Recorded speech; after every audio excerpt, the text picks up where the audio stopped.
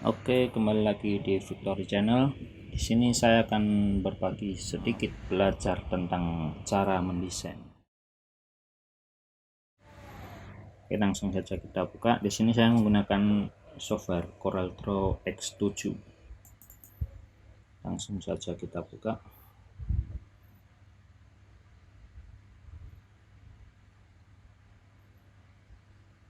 Oke, ini adalah tampilan utama dari CorelDRAW X7. Di sini ada new document dan juga open recent.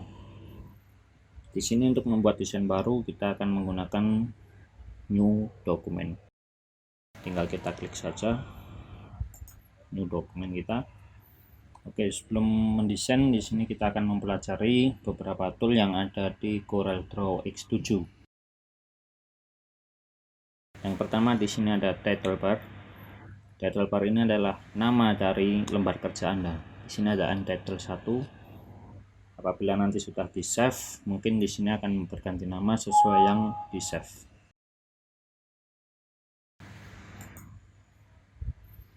Oke, di bawahnya di sini ada menu bar. Menu bar terdapat beberapa pilihan. Di sini ada file, edit, view, layout, object, effect, bitmap, text, table, tool, windows, dan help. Di sini kita akan mempelajari file yang akan sering kita gunakan dalam mendesain. Apabila kita memulai untuk mendesain, di sini ada new. New ini adalah digunakan ketika kita akan memulai pertama kali mendesain. Kemudian ada open recent. Ini adalah untuk membuka lembar kerja yang pernah kita desain, kemudian kita buka kembali. Dan di sini ada save dan save as. Save adalah untuk menyimpan hasil kerja ataupun hasil desain kita untuk dimasukkan ke dalam file, dan save as adalah untuk memasukkan ataupun menyimpan desain yang sudah kita simpan sebelumnya ke dokumen yang berbeda. Oke, di sini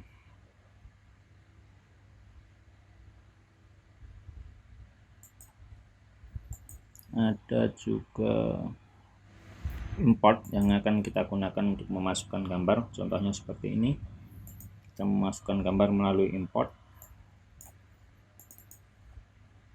Tinggal klik saja.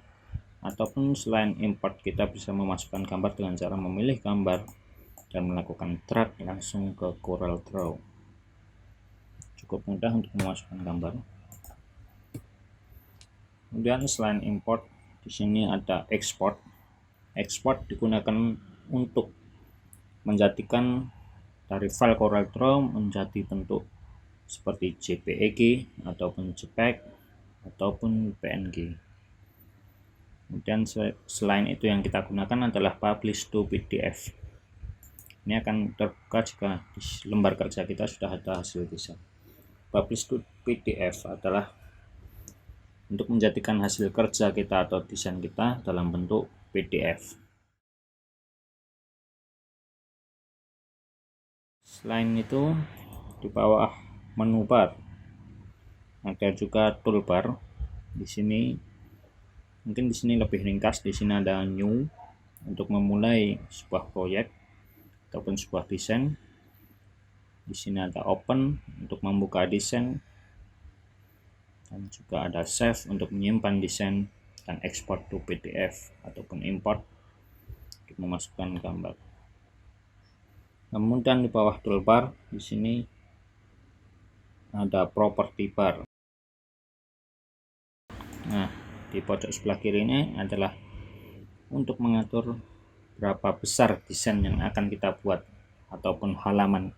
Di sini ada beberapa pilihan A4 ataupun F4 ataupun A3 yang akan kita gunakan. Di sini bisa diatur sesuai kebutuhan kalian dan sesuai dengan yang Anda inginkan di sini. Dan di samping kanannya ini adalah ukuran manual. Jika kalian ingin menggunakan ukuran manual yang tidak ada di sebelah kiri, mungkin Anda bisa menggunakan yang sebelah kanannya ini dengan mengetik sesuai kemauan Anda. Contohnya seperti ini, 200 cm kali 200 cm, maka akan tampil perubahan di lembar kerja Anda.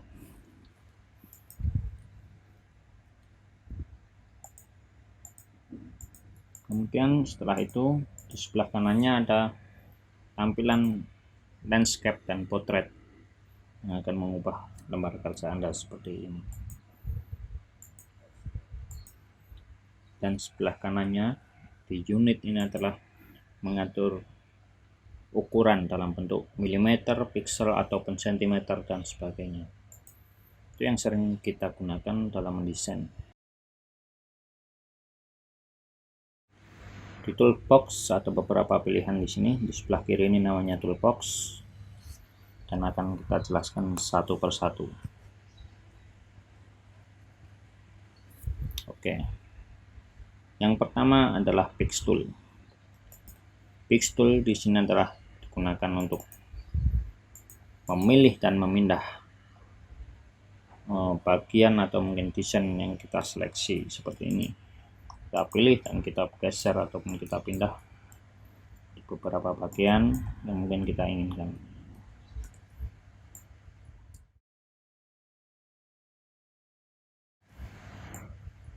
Dan selain Pick Tool, di bawahnya ada juga Shape Tool. Shape Tool di sini kita gunakan untuk menyeleksi titik ataupun juga menyeleksi pinggiran seperti ini. Saya berikan contohnya. Ini gunanya Shape Tool adalah menyeleksi titik ataupun sudut. Oke, seperti ini kita buat titik terlebih dahulu, kemudian bisa kita ubah sesuai dengan yang kita inginkan menggunakan Shape Tool. Kemudian juga bisa kita untuk menambah titik sesuai yang kita inginkan. Oke. Kemudian di bawahnya ada crop. Crop di sini adalah kita gunakan untuk mengambil bagian yang mungkin akan kita gunakan. Seperti ini contohnya. Kita ingin mengambil sebelah kiri bawah, maka tinggal klik satu kali, kemudian tarik ke bawah. Setelah itu enter untuk mengambil bagian yang kita inginkan.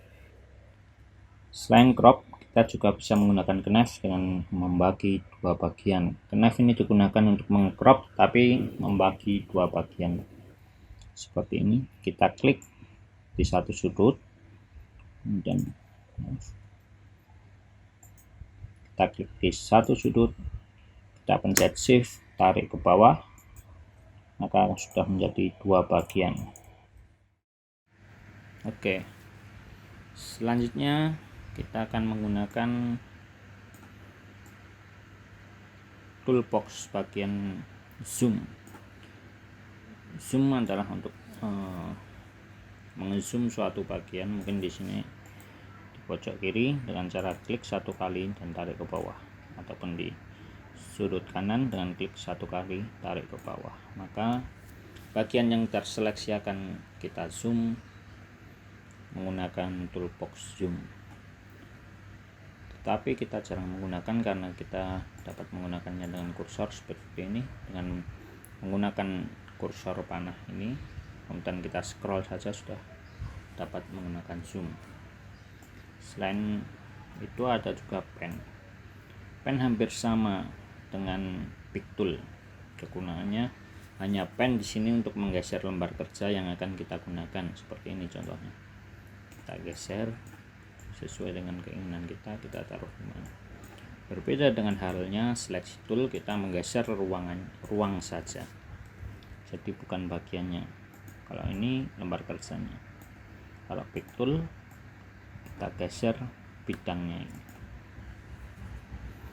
Oke, selanjutnya ke Freehand Tool. Freehand Tool di sini adalah berguna untuk membuat garis. Ada beberapa pilihan di sini, ada freehand. Yang biasa saya gunakan adalah freehand, bezier, dan 3-point curve.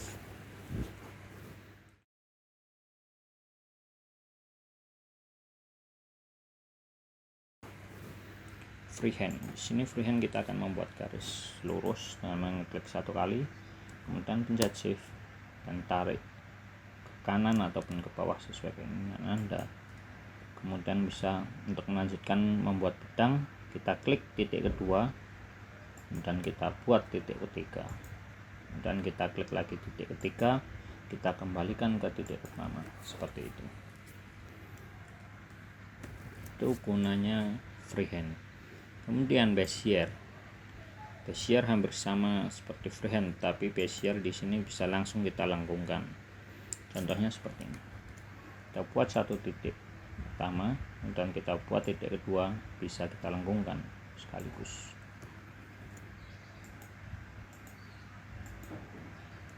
Ataupun kita buat titik satu dan titik kedua, langsung kita buat titik ketiga langsung menyambung.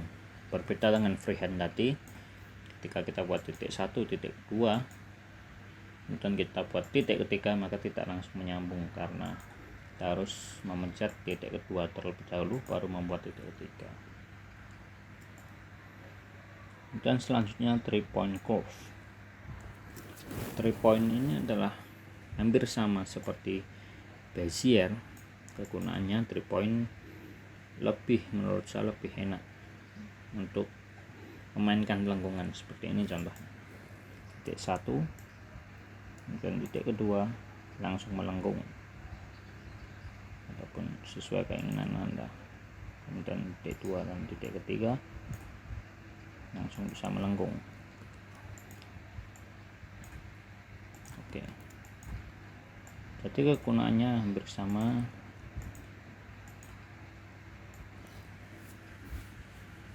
Antara bezier dan juga 3 point ini, cuma 3 point langsung lebih melengkung, bezier juga seperti itu,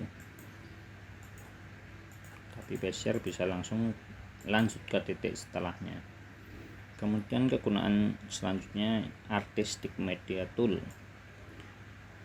Ini adalah juga membuat garis, tetapi bisa kita ubah bentuknya seperti ini. Contoh, kita membuat garis, dan di sini bisa kita atur garis seperti apa yang akan kita inginkan.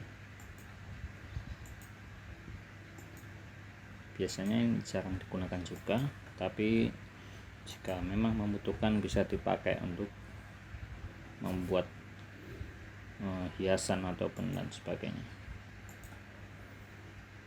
Kemudian setelah itu di bawahnya ada rectangle tool. Rectangle ini adalah untuk membuat bidang kotak ataupun persegi panjang. Untuk membuat bidang persegi panjang tinggal kita klik, kita pilih sini rectangle, kita klik satu kali, tahan, bisa geser ke kanan ataupun ke bawah sesuai selera Anda, seperti ini.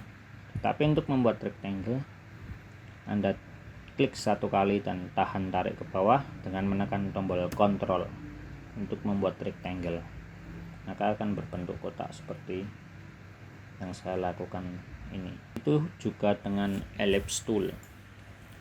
Ellipse tool di sini bisa kita buat menjadi oval ke samping maupun oval ke bawah dengan cara klik satu kali. Jika kita ingin membuat lingkaran, kita tinggal klik satu kali, tarik ke bawah dengan menekan tombol kontrol.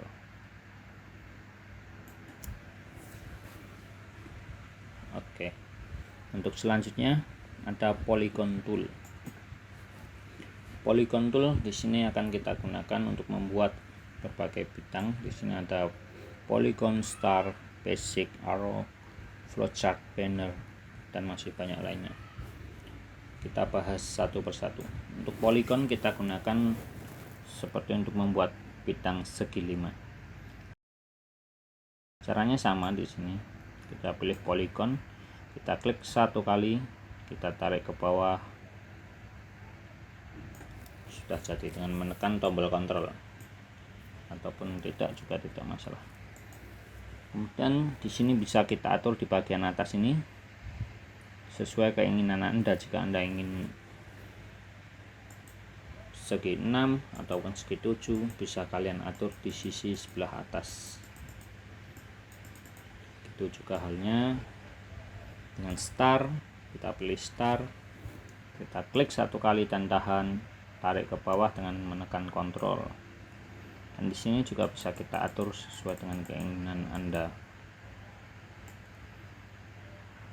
Dan di sini yang sering kita gunakan adalah basic shape. Kita pilih basic shape dan kita di sini bisa memilih ruang ataupun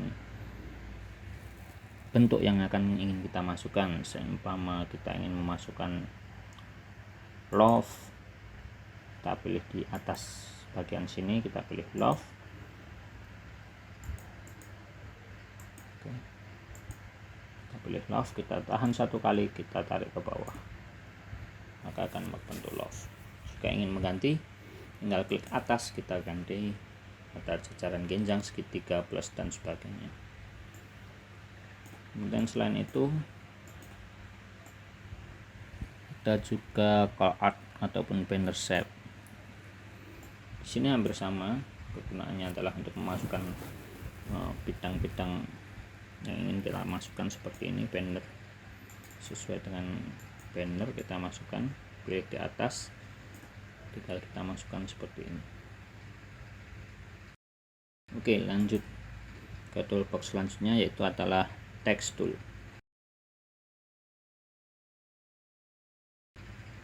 Untuk membuat tulisan kita tinggal memilih text tool ini, kemudian tinggal klik satu kali dan kita tinggal menulis sesuai keinginan Anda. Dapat besarkan di sini, pilih fontnya sebelah sini, dan di sini adalah ukuran font yang kita inginkan. Apabila kurang besar, bisa kita atur sendiri di sini dengan cara mengetik yang kita inginkan.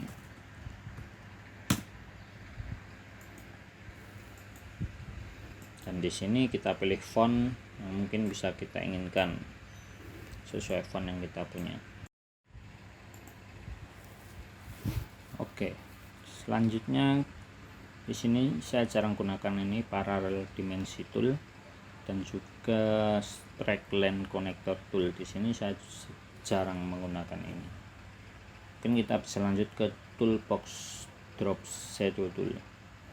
Ya, drop shadow tool ini adalah bayangan untuk memberikan efek bayangan pada bidang ataupun desain yang kita buat. Contohnya seperti ini, kita ingin membuat bayangan kotak ini dengan menggunakan drop shadow. Kita klik tahan ataupun kita klik panah bawah ini untuk beberapa pilihannya di dalamnya. Kita pilih drop shadow, kemudian kita tahan kotak ini, kita tarik di kiri ataupun kanan, bebas sesuai selera Anda mau jatuh bayangannya di kanan ataupun di kiri.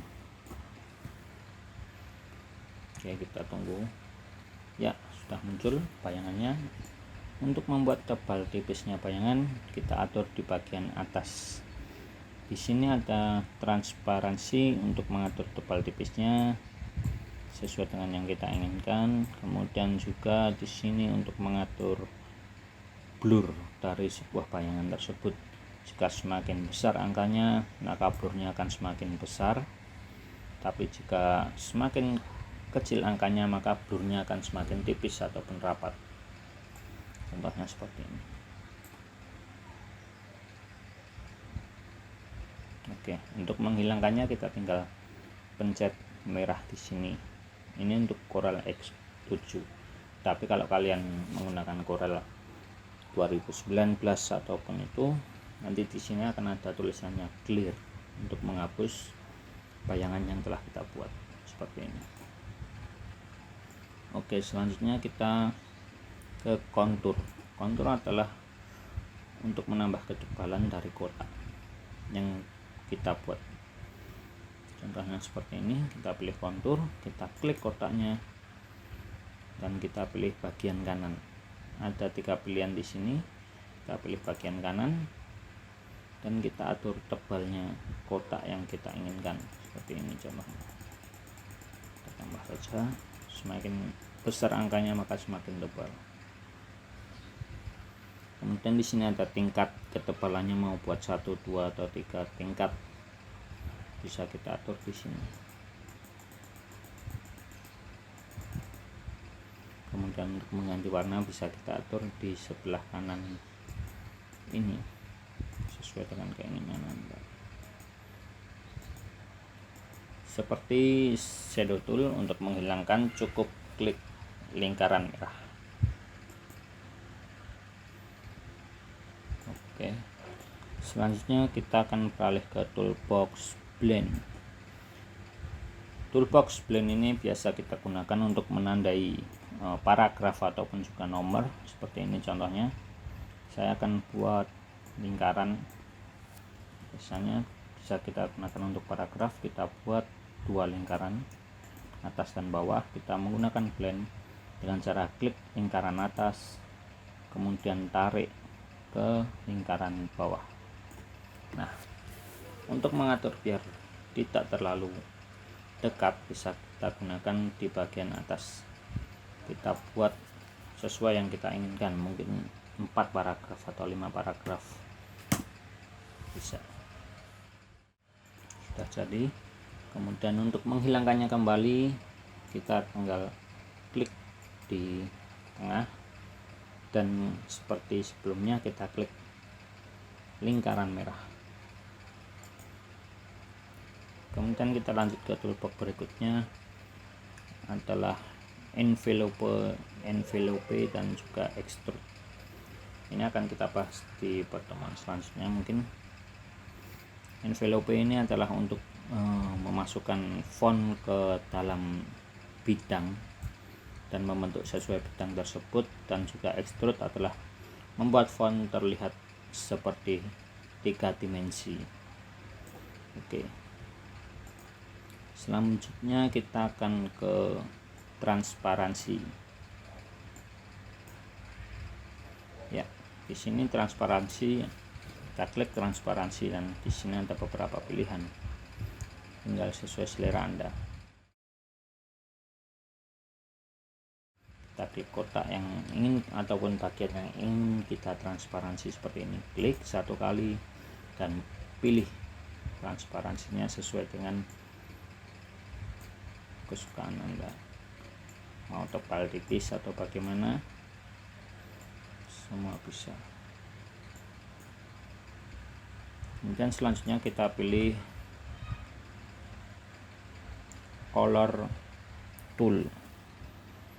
Di sini adalah kegunaannya adalah memilih warna untuk memasukkan ke bidang yang lainnya. Seumpama ini ada lingkaran, kita ingin buat warnanya seperti kotak, yang kotak ini, kita tinggal pilih warnanya menggunakan color tool. Dengan cara kita klik di sini 1 kali, klik di kotak, dan klik di lingkaran. Cukup mudah untuk melakukannya, dan ini buat warna apa saja bisa. Tinggal kita pilih warnanya, mau kita tumpahkan ataupun kita pilih bidang mana yang akan ingin kita beri warna, seperti ini. Kemudian selanjutnya adalah interactive tool dan juga smart fill tool. Di sini saya jarang menggunakan beberapa tool ini, memang jarang karena di sini sangat berat mungkin untuk spek komputer yang memang tidak mendukung dalam hal ini. Mungkin cukup sekian yang dapat saya sampaikan dalam pengenalan tentang CorelDRAW ataupun tool-tool CorelDRAW. Semoga bermanfaat dan dapat belajar dengan cepat.